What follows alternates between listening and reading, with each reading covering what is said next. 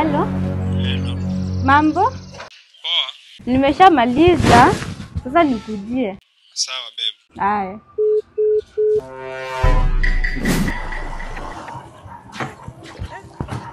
Babe. Mambo. Umekaa sana? Ukae twende basi. Kaa twende, leta hii nikubebe. Nikubebe.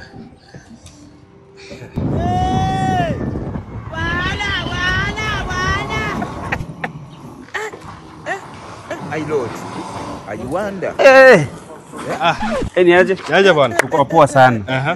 Although hata kama nasema niko fiti, mazee kuna venye si feel poa. Akisi unaweza nifikisha kwa nyumba hadi nimeshindwa kutembea. Unaweza nifikisha tu pale kwa nyumba kidogo. Tulikuwa tunaenda out hiyo. Naelewa. Si ufanye hivi. Tulikuwa nataka unifikisha kwa makejani. Waache tu nikurudishe babe. Usonge aketi. Mwanaume kae nyuma yako, si basi ushuke aketi katikati. Wewe ngona unaweza keti hata katikati mzee. Sawa, haina shida. Acha nigeuke kwanza.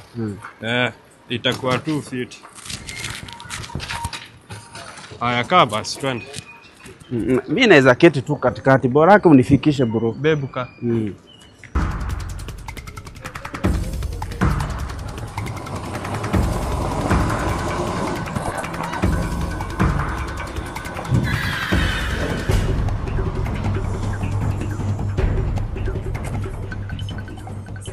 Bro.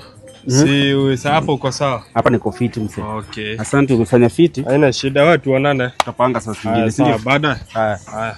Babe. Si at least kusaidia mtu ni vizuri. Lakini sasa wewe ulikuwa unanipeleka out ama ilikupe watu lift? Babe, lakini sasa but ni sawa tu, acha twende tu. Unajua mamangu ako karibu kurudi. Ako karibu kurudi? Hebu basi hata tuharakishe kabla ya rudi we. Acha twende.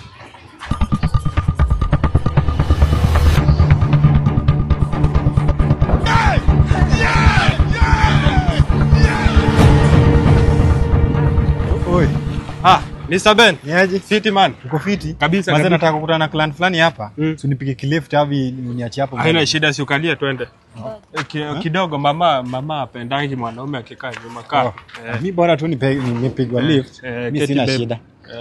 Jaribu kufinya kidogo manzi. Naharakisha tu. Nimechelewa juu. Manzi imefanya fiti jioni hapa. Haina noma. Afadhali umefika. Nimefika. Karibu man.